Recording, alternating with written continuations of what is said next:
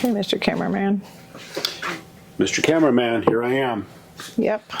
All right, welcome back to the Homestead. We hope everybody's had a great new year and celebrated as you should.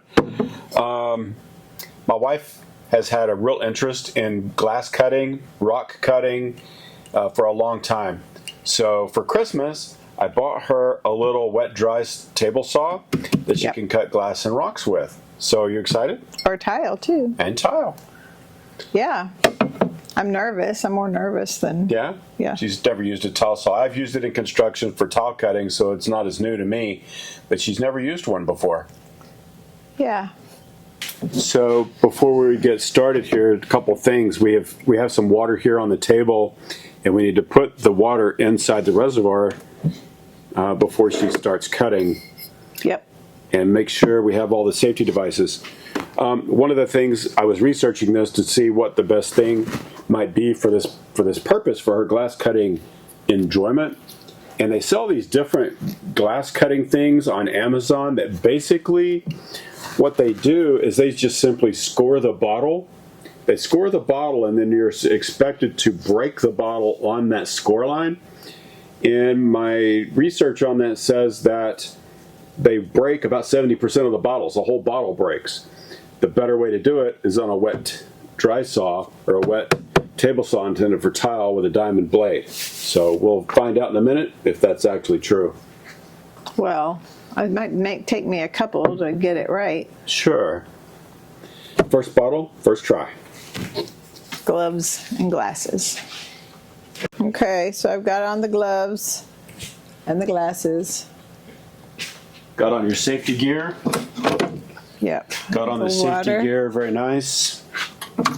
So this table, this lid comes completely off, but I'll just lift it up. Got a little plug in there. That keeps it from overfilling. Tell me if I overfill it. Okay, stop. There should be plenty of water. You're right at the fill line, so it doesn't overflow. This plug has an overflow drain in it, so if it has too much water in it, it will drain out. But now the saw blade, let me just show you.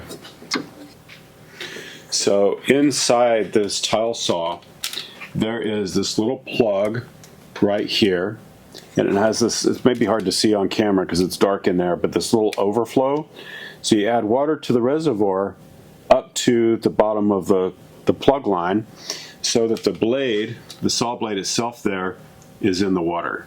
And that water is going to circulate. So if we close the lid, and before we start to cut a glass, turn the saw on. There's a switch right there on the front. You flip it up. Yeah. See the water. Shoot, all over the way. Very little. So let's bring up the water with the plate. Okay, we'll go to the first bottle. Put the gloves on. Take your glasses.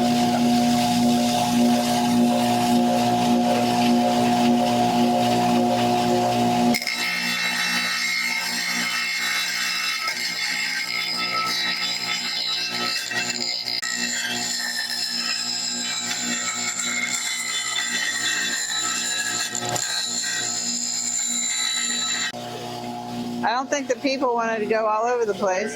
Separated. That was faster than we thought it would be.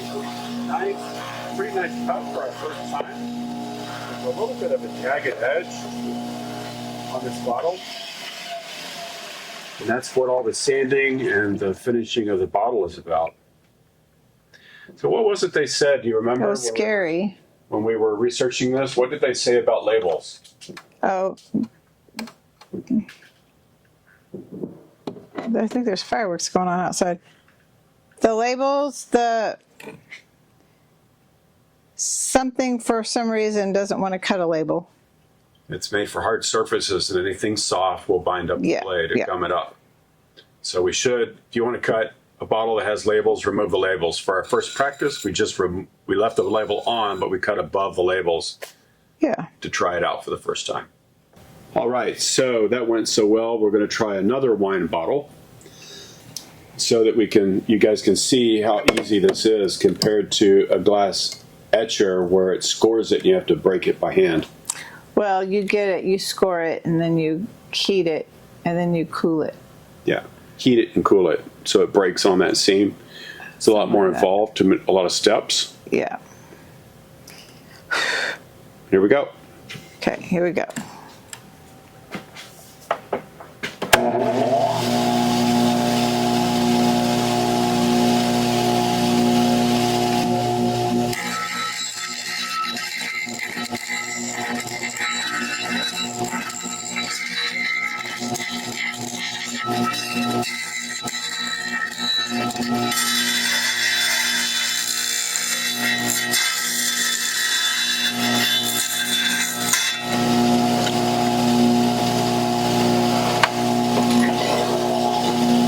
So the first bottle went faster. Why?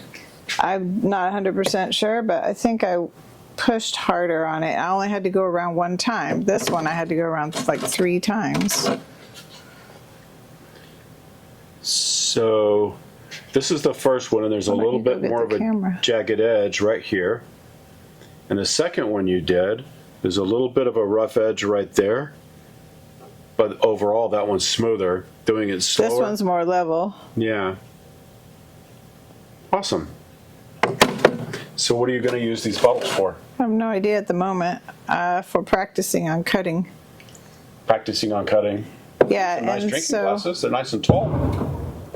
Fireworks going off in the background. still, We're still too close to the New Year's. yeah. New Year's was just. Today's the 3rd. Today's the 3rd. So I'm not sure how well that will show up on the camera, but you can see the one on the right is the first bottle. The one on the left is the second bottle. It did make nice cuts. And now for the refinement of the glass. Yeah, so when I get my sander in, you can sand it. So what did you order for sanding? I ordered a pottery wheel, some hook and loop tape, and some wet dry. What kind Discs. of grit were the discs? A variety. I think from 80 to 2000 or something? something like that, yeah. So you start with the 80. the 80 or 100 maybe. And If you start 2 coarse, they say if it's 2 coarse, like down to 60, I think, then you might chip it instead of sand it. So we're going to try starting at 80. And these wine bottles are maybe a little difficult as well because it is thin glass. Yeah, it's not a very thick thin glass. So the sanding, the next step is to grind all this off on the edge, right? Mm-hmm. And then to taper the inside and outside edge. Yeah, but these are so thin. So they're not sharp on your lips. But these wine bottles are pretty thin glass. Super thin. They might end up being like vases. Maybe so. Not anything to put your mouth on because they're super thin. So how did the saw work for you? Did you like the saw? Yeah, it's a little bit scary because I'm not used to it, but. And what about the tip for turning this backwards so that you don't spray I wasn't the water getting sprayed. I didn't feel like I was getting sprayed. Okay. So on some of the videos we've watched about learning how to do this, they would actually sit on the wrong side of the saw so that the water wasn't spraying towards you, but it didn't look like there was really any spray off this at all. Well, in the very beginning there was. So anyway, in the very beginning, when it started, this was up high and it went shooting out here when this came on. Mm-hmm. But other than that, I put it down and then it just comes down to here. So I'm getting wet by the machine isn't a thing right now. So Okay. look at, is that glass? Yeah, it's glass particles glass shards. on the surface there. So I have to get a. So the other thing, this has more fireworks. This has this little angle piece on here, so if you wanted to cut something at an angle, you can unscrew this and adjust the angle on there for cutting, or you can do it at 0. If I wanted to do some cool like candle holders that have, or a vase that goes that way instead of that way. Yeah, shapes and angles. And then another advantage I saw of having a towel saw for cutting glass like this is this little bar. So you can put everything on the bar don't know if you can't see this right now, but over here it has inch measurements, and this particular one goes up to 11 inches. If you don't have the bar on, you can go up to 11 inches, but with the blade being 0. Yeah, with the blade being at and the edge right 0. here is 11. Yep. And it's got an easy to use on-off switch here on the front. Works very well. And I wonder how yucky the water is down here. So let's see how much change there is in the water. It's a little powdery looking, kind of white now from probably a little bit of glass. Glass dust. A little bit of, you can see on here, just a little bit of glass dust on the top of this table piece that we'll need to clean up and wash. Those are big pieces. A few little flakes. But they say, what is it they say? People are afraid of the blades on these because they'll cut you? But they are not cutters. Can't get this, I'm sorry. There it goes. You're supposed to be able to touch that.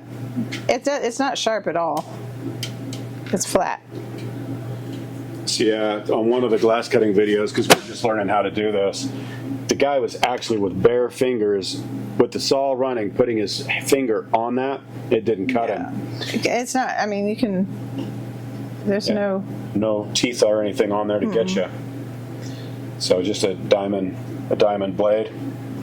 But just for her safety and for your safety, for anybody trying this the first time, some anti-cut gloves and the beautiful stylish sunglasses or safety glasses, just to make sure we don't have any accidents. Yeah. Like yesterday when I was out in the woods chipping stuff and it was too hot to wear my helmet. Anyway. You got stuff in your eyes. It's all right. So what do you think for your very first time cutting glass? I think it's very nice.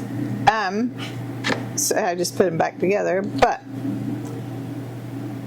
so these could be 2 vases, once they're finished and the labels are taken off. This you can take a cut right here and it can be a candle holder that looks like the top of a wine bottle. You can cut it down lower. You'd have to, I don't know, you have to experiment with it, but. So it's a fun hobby and has practical applications for the homestead. Does it?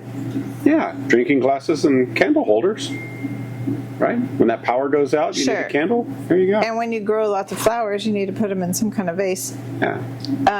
It's a nice green glass from the wine bottle. Yeah, there's other bottles though that have thicker glass that would be more appropriate for drinking.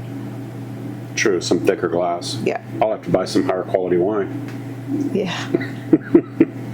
Anyway, thanks for watching. We appreciate it. Like our videos, subscribe, and welcome to 2026. We'll see you on the next one. Bye-bye. Bye-bye.